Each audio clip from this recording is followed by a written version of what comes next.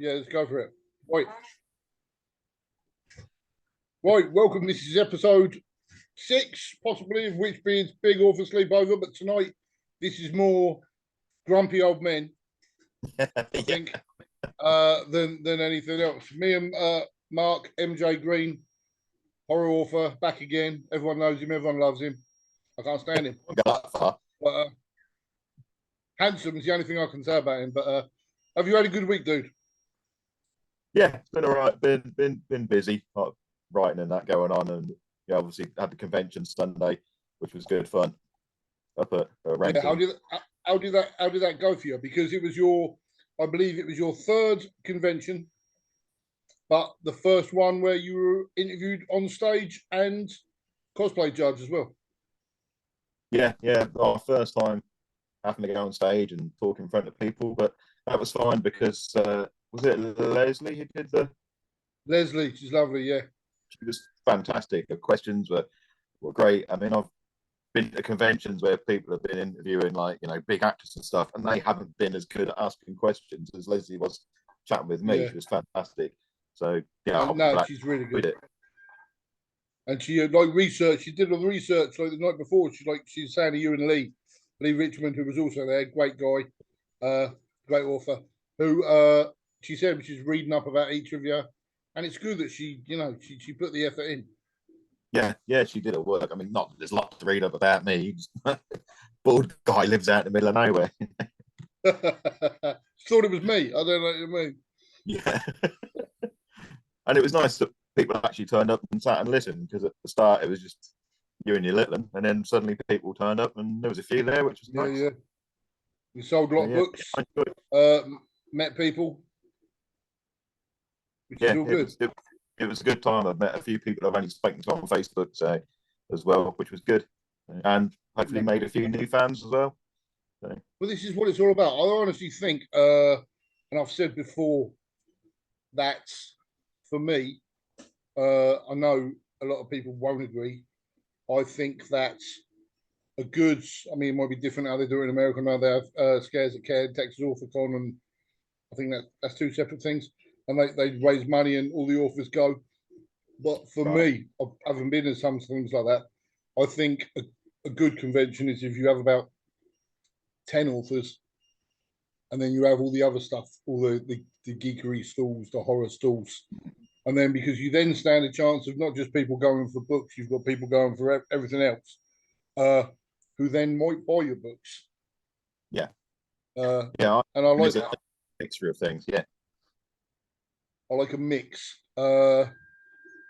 I mean, AuthorCons work for I suppose the Americans, and I know people are trying to do one over here, do just a pure AuthorCon, which I don't think will work. I'm going to be outspoken tonight. That's because I'm in that mood. I've just got the look. Just got the look off the boss. You know the look, I'm sure. Yeah. Amy, my boss as well. Amy's lovely. She wouldn't give you the look. But yeah, for me personally, when it's squeaky, for me, it was snoring. I think giving treats to get him to be quiet, and now he won't leave me alone. Go on, look, you're on camera. Go on, you didn't give me treats to be quiet when I was around your place. What the hell? Treats around up. But yeah, for me, I think there's a big push at the minute in some groups where they want to have just an AuthorCon, which is good. Yeah. I worry. Worry is a strong word. I fucking care. No, I worry these groups if or in general if when people ask all across Facebook, if people ask a group of people, where would you want this, or blah blah blah, or would you attend? There's always the chance that when I used to put movie nights on, we used to meet up and watch a couple of films, and I was saying in the Facebook group, what films do you want to watch? And I put a list of about 6 films up, like a poll, a list of 6 films up, and these 2 films would win. And then 90% of the people that vote for those films wouldn't fucking go. Oh, so you know what I mean? Vote. Yeah. this is the problem with polls. When you got a lot of authors all voting to go to have a convention here or a convention there or blah blah blah. A lot of them, I think, are thinking, if you've got 100 authors all voting for a place, you think they're not all going to be trading there. They're not all going to be accepted, and then you get a lot of disappointed people. I don't know. That's just my tuppence. It's my tuppence. Yeah, No, that sounds wrong. My tuppence. I mean, Midlands is probably the easiest area to do it. So at least you're not going to get people like Dan Cornwall, maybe you could make it, but at least it's centralised. But I'm with you that if there was an author con, I'd love to go. If I was invited, kind of thing, I'd go and meet everyone and that. But if I'm going to a convention, I like diversity in the stalls. The one I mean, I bought one book and then the rest of my money went on little bits and pieces and things. And now I bought like that bust in. I've got it here actually. I bought really good. The Bust of Dread. I've got coasters. I'm not bitter at all. I wanted to get the guy who does it is a really nice guy, and he had the Juggernaut. Yeah, he had the Juggernaut bust there, and I was like, got to get that, and obviously fucking didn't get anything because time. Do you know what I mean? But there was a lot there that I like the look of. The Warhammer guns he had. Yeah, I did see them. Yeah, and he had the Dread ones as well, like the classic old one from the comics, which was cool. Amazing, amazing. I think for me, and obviously we're putting more cons on next year.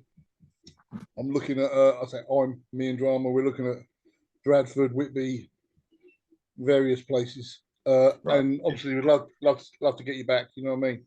But for me, I think it's not a question of where will authors go, where will fucking traders. It's not where will authors go. So if you want to trade with your books at an event, you'll go where you can. You know what I mean? Where will punters go? Where will the readers go? And like I said, I think what you said there, Midlands is a perfect place because it's fucking the middle, obviously. Do you know what I mean? And then as well, you can then go, right, okay, we'll do one down south, we'll do one further up north, and so on. It can move about a bit, but I suppose at least on the plus side, if it is just an author event, hunters are going to go specifically for books, because any other convention, you see people who have no interest in books at all. They just walk straight past, don't even glance at your store. They're like, books don't care. They're looking at other things, Which it's fine. I'm not. Everyone has their own different things they like to do. Yeah, you find these people they go in for what they want. Do you know what I mean? So a lot of people have like a very specific thing they've got in mind to look at. They want to go to the anime store or whatever. And that's it. There's some people that are never going to look at your books, but honestly, think if you're having a convention and it's just books, I'm being quite thinking that. I think you're having a convention and you're just having books, just having authors. You're missing out in a way, because if you're having these authors, then the people that are going to go regardless, like punters. But if you have the other people there as well, then you stand to bring in a bigger crowd who, like I say, may then go, Mark Green, handsome chap, looks like that gorgeous Kelvin. And then they go to spectators afterwards, That's it, yeah. So I think for me, conventions should be, or I think a good convention is a mixture, a wide, a plethora of stalls. And you can have the main focus is authors, but you've got other stalls as well. That's completely. I'm not saying whatever I earn, I'll spend. Yeah, that's it. I'm not saying don't have it as an author con. Have an author con, but have other stuff. Don't just have meat on your plate. Have some potatoes and some carrots and some fucking. Do you know what I mean? Always gets back to food with me. I don't know why. But every time, last time we spoke, he was asking me food questions. Always food. It's no wonder I'm a big fat bastard, really. You just eat. I don't always eat. Sometimes I'm asleep. Sometimes. But that's authors. But no, I'm glad you had a good time on the weekend. I had a fucking laugh. I enjoyed it. I had fun, apart from the expensive burgers and coffee. It was there. And the invisible security guards. They were good. And because you met my adopted dad, Paul, Oh, he was great. Paul's awesome. stunt rider on his mobility scooter, tried to drive up my 5-year-old's leg. If you're watching this, Paul, and blamed her for it. Yeah, did a wheelie up her like. Woo! But yeah, she's hardcore though. She didn't give a fuck. Yeah, he was great. I think one of my favourite things, weirdly enough, was someone who came along was looking at the store, and the first thing he picked up was a tortoise, and he started reading the back.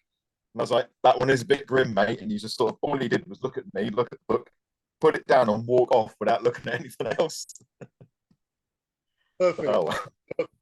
There were some pages in that, mate, that made me really. But you know, I always go 4 pages in that. Must be about 4. But that's talent, man. Sick bastard. I don't know. Time will tell, maybe, I suppose. But yeah, Orphicons.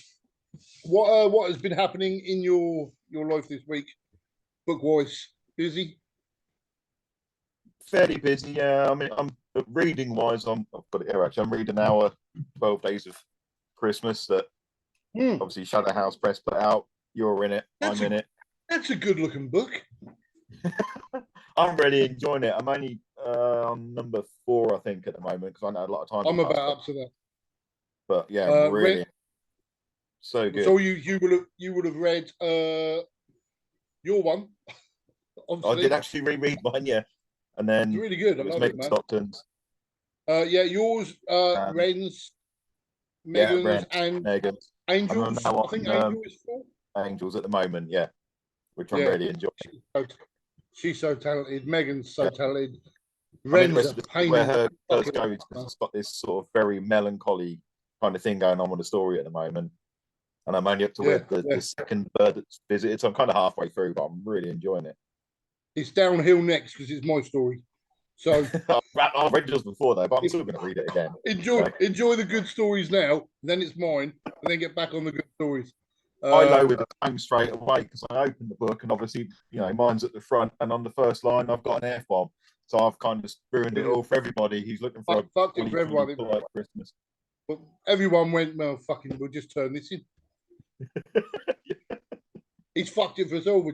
That'll do. You know what I mean? No, your story's great. Really good. Really good. Thanks, man.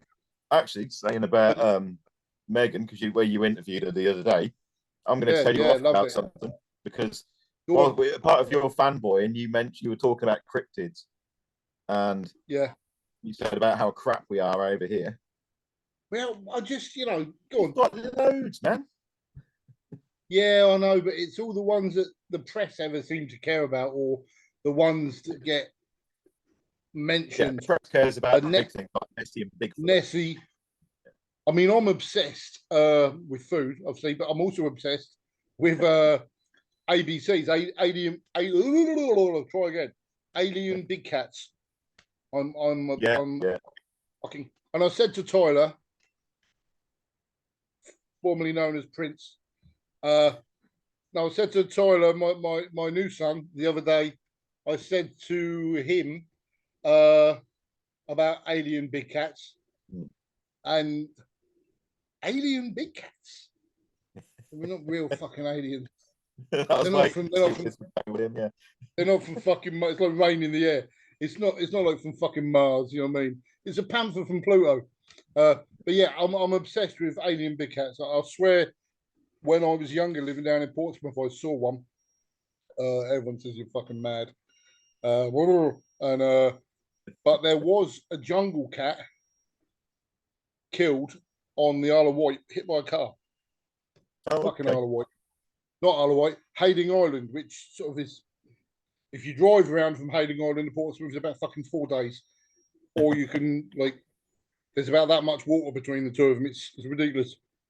But there was a jungle cat hit by a car on Hayling Island. And I think jungle cats are only about that fucking big.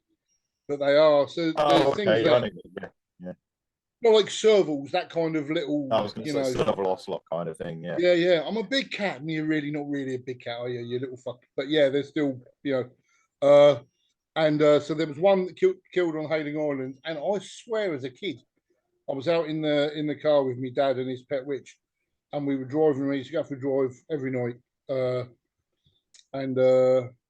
memory lane. go for a drive every night, and in his old Mark II bright yellow Cortina, as you do. And we used to drive all the way down Portsmouth, stop, have a takeaway. That's why I'm so fat, because we used to have fucking takeaways every night. Takeaway, and we drove back and come back off Portsmouth Island. There used to be a big IBM factory. I don't know if you still get IBM. Massive IBM factory, massive playing fields. Right. And as we drove by, and I wasn't in a cryptozoology or anything at the time, and I must have been 10. And as we drove back, I swear to God, just laying back in this field, and there it's night, but around this area, it's really well lit, or it was really well lit. Right. It looked like, oh, this sounds ridiculous. It looked like a lioness or a puma. Okay. Do you know that? Because lionesses and pumas have got the same. Do you know what I mean? Yeah, roughly the same sort of shape and that. Yeah. Yeah, it looked like it was one of those just laying on the grass, because it's football fields on a Sunday. This field. Okay. You know what I mean? Laying on the grass, looking up at all the traffic going by, and I looked, and then looked away. I'm not one of these. I was within 5 foot of it, and then all this shit. Right. So I looked and looked away, and went fucking look back, and looking at the rear view, I could still see it. Oh, and okay. Just said to me dad and his pet witch, "Oh, fucking just you know," and they were like, "Fuck off and talk to us." And we feed you, we don't want to interact with you as well. But yeah, so there was that, and then up fucking parents, man. Up here, we have one called the Durham Panther, which is obviously black, meant to be like a panther. Yeah. And we're in Durham, so it's a really cunning name, Durham Panther. And Drama thinks she's seen that when we were out on in a field, slinking along the hedge towards the cows. And yeah, but they're definitely out. I went to a talk in Hartlepool a few years back, about 7 years back, and there was this guy who was a local wildlife, whatever, fisherman and wildlife, who'd written a book about them. Because all these reports, the police reports, all come out now, don't they? So you can find all the reports. And he's written a book about sightings. And I'd gone along with it, and I was sat listening. But it was kind of, the guy was like, has anyone here had any experiences?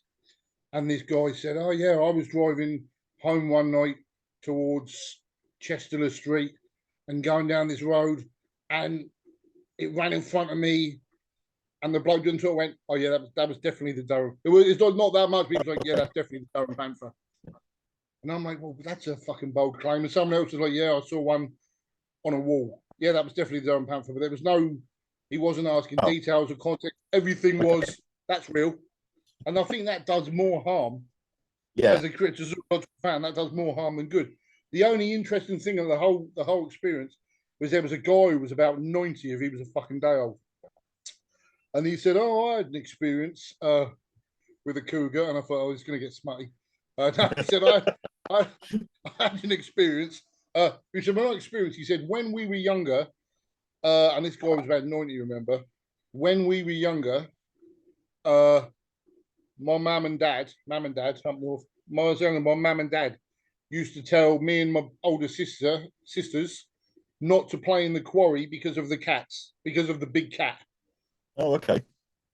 And there's the bloke that was like, oh, where was that? And he said, some quarry, and being an idiot, I can't now remember the fucking name of the quarry. And I found that really interesting, because that was like, this old dude wasn't there to impress anyone. He just couldn't give a fuck. He was just interested, you know what I mean? And I know, like, people say, I'll let you talk in a minute.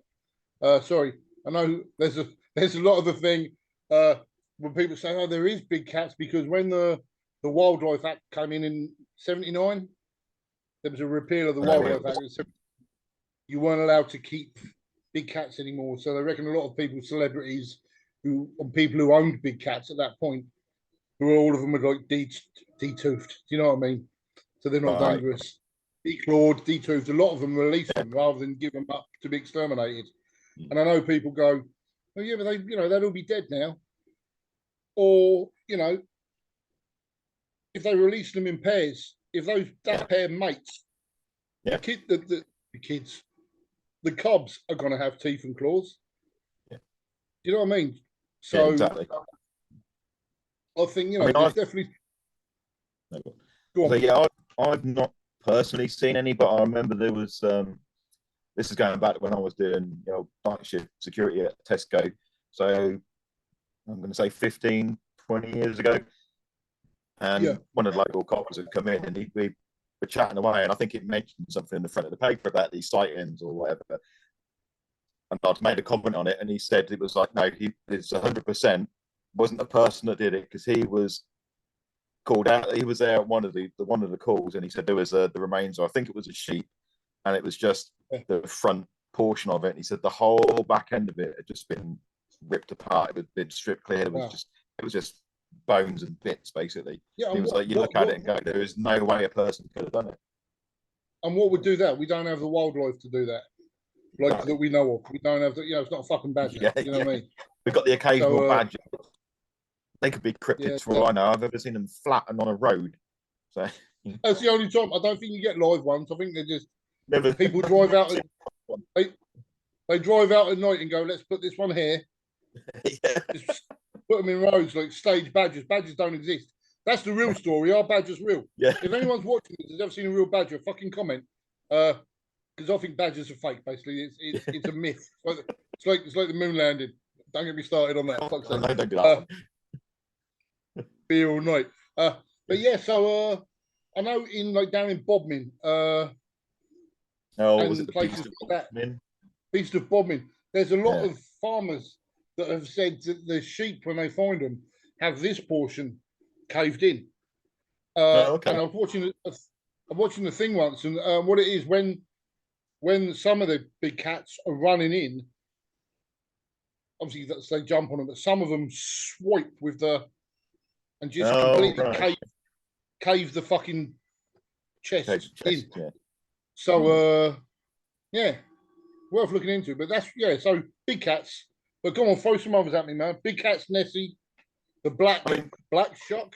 Yeah, black shuck is kind of not far from me. That's an East Anglia thing. There's another hellhound north of where you are. I'll have to look it up. It's probably about 50 miles north of you, but I can't remember the name. But then we've got all the old mythological kind of creatures as well. You got,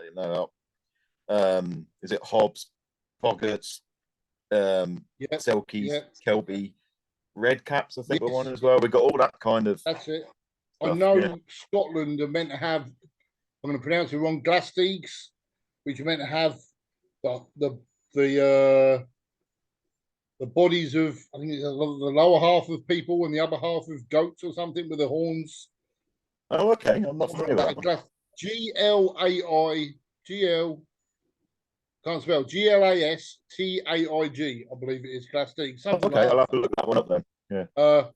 But yeah, it really interests me. There's also what is the mountain, the biggest mountain in England, in Britain? Is it Ben Nevis? There's something like that where there's meant to be something on there, and I always go, please let it be a fucking Bigfoot, Sasquatch type creature. And I think they call it. Have you heard about it? No, I know this one. They call it the Grey Man, and apparently you go up not there, just Brian Blessed on the ramble. It might be. It probably is. You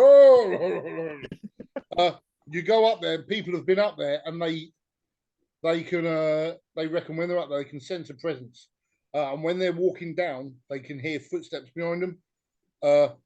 And there's other fucking stuff now. My brain's gone blank. But I always no good with shit like that though. In any horror film, I'd be the first one to die because I'm the one who's going. I just need to go and look and see what that is. I'd be too curious to find out what's going on, and I'd be. To check. But the whole concept of could you make it happen really triggers in my head. Like me and Ram were looking into doing ghost hunting at one point, and we I've got this theory, which is probably bullshit. Most of my theories are that if you say had just a fucking normal room, you don't know anything about it, in a house, say some old rectory, call it a rectory, that'll get people's imaginations going. You got a rectory and you put this group of people in there and you say, group of 4 random people, you put them in and say, record anything that happens through the night. Right. And they record that. The next night you put 4 random people in and you go, at 2 in the morning, it's supposed to get really, really cold. And people have reported being able to smell. People have been reported being able to smell lavender. when the lilac lady's near and all that. And I honestly think people will smell lavender. Yeah. You know what I mean? And I've seen ghosts. Kind of thing going on. Yeah. Yeah. I see shit. I talk shit, but I see shit. But I honestly think that the power of the mind, you can make things happen. There's a guy I've called had similar sort of conversation with my daughter about this, because I've lost my train of thought now. Had a conversation with your daughter. I've got it. Because I love haunted stuff now, and I would quite happily go, like you said, ghost hunting and so on. But the whole concept of ghosts doesn't sit right with me. There were always really ancient things as well. No one's ever gone, oh, there's a ghost of a kid on a skateboard. He goes past at 1 a.m. And then, but you get a ghost train. So how could a train have a soul? And in fact, why not animals? This should be full of there should be ghost whales and fish and shit all over this place, because I get that. I totally get that. I really do. I can't explain what I think I see. What I see, I can't explain it. I just wish I didn't. You know what I mean? But I know people don't believe. But it's like my mate. I used to do D&D down my mate's house, role playing, all this stuff, and then he's the biggest, not atheist, skeptic. Doesn't believe in any of it. Doesn't anything like that. Something moved in his wardrobe, his walk-in wardrobe, and I swear to God, he nearly jumped into my arms like fucking Scooby-Doo and Shaggy. Yeah. And I went to him, what the fuck are you scared of? I'm the one that's scared of shit. And he went, yeah, but I've got more to lose. I've got more to lose. If ghosts are real, that's everything fucking changed. You know what I mean? Yeah. But, I'll quite happily go and investigate something, but the concept of ghosts is, I think, a weird one. I mean, I did at the hospital I used to work in. They've got it used to be a mental health facility, and it's empty and abandoned. We still had to walk through and just check it at night, so that was always fun.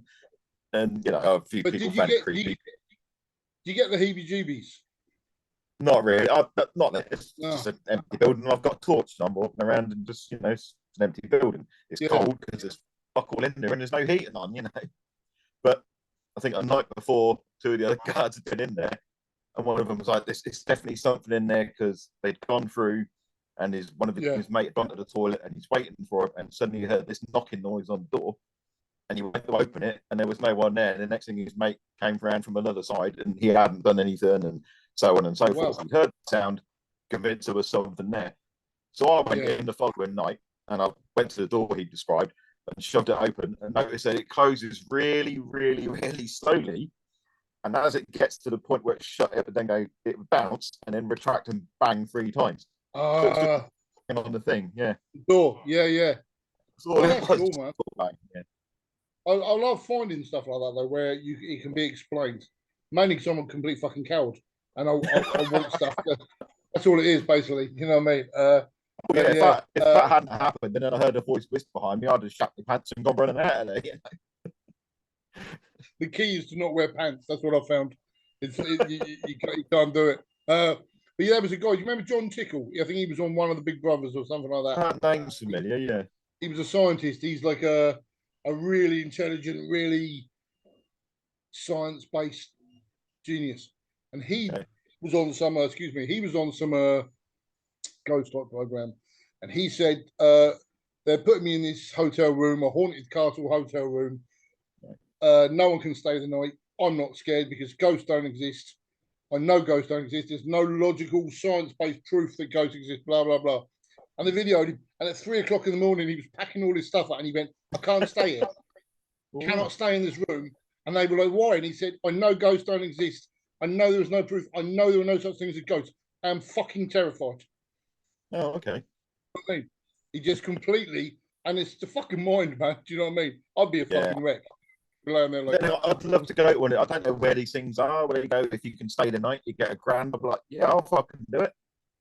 Actually, I'm saying no. I know a group of people that do them. The Red Ravens. My friend Cheryl runs a group that actually does it up in and they do theatres and old prisons and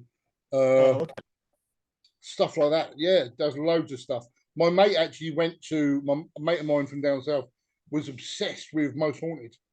Fucking. You go to him, Most Haunted's dog shit, and he goes, "No, fuck off!" Really, like fucking, really fucking mad, absolute batshit. Yeah, I'll fucking kill your family. Like real mad, you know what I mean? And he went to, they did a Most Haunted in Forts above Portsmouth, and he went to see it, a Oh, live okay. Most Haunted. And we were like seeing the next day, and we're like, how was it? And he went, don't fucking talk to me about that shit. Your favourite play? And he fucking hated it. He's completely never watched it again. So Yeah. it was obviously really, really fake on the night. Do you know what I mean?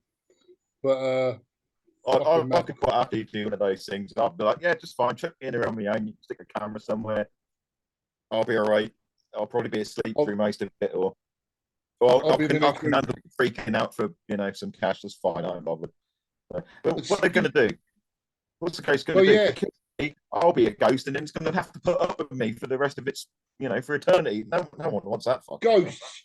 I don't want ghosts at all. I want a fucking succubus. Hang on, no, which one?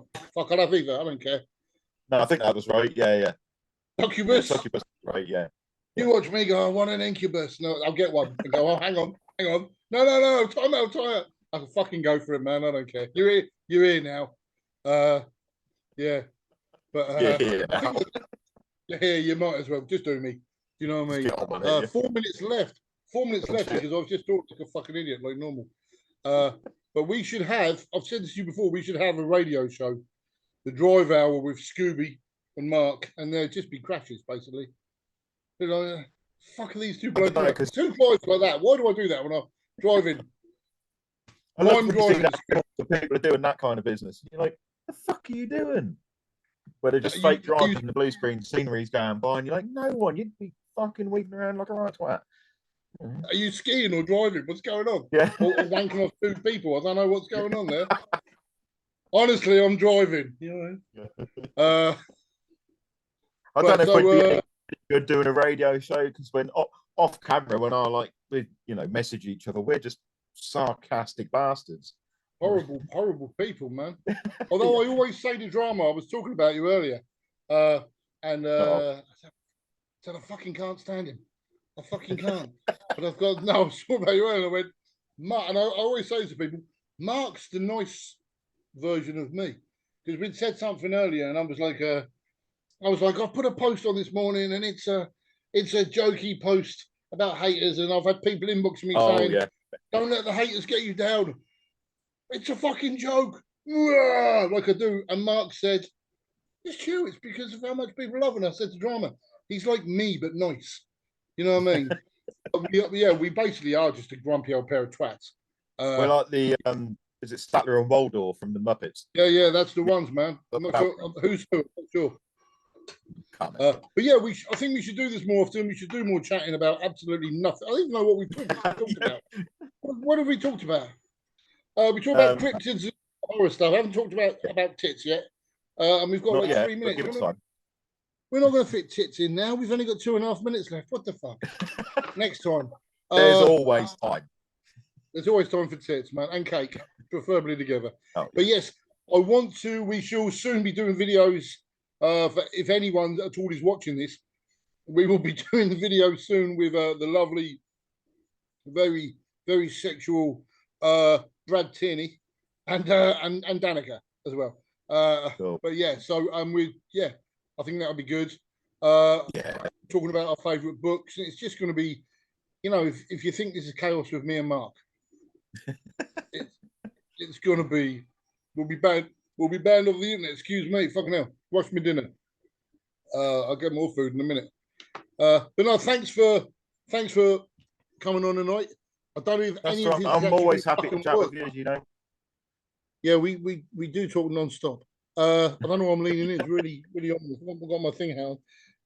But yeah, none of this is probably going to work for anyone watching it, because we had loads of testicle issues.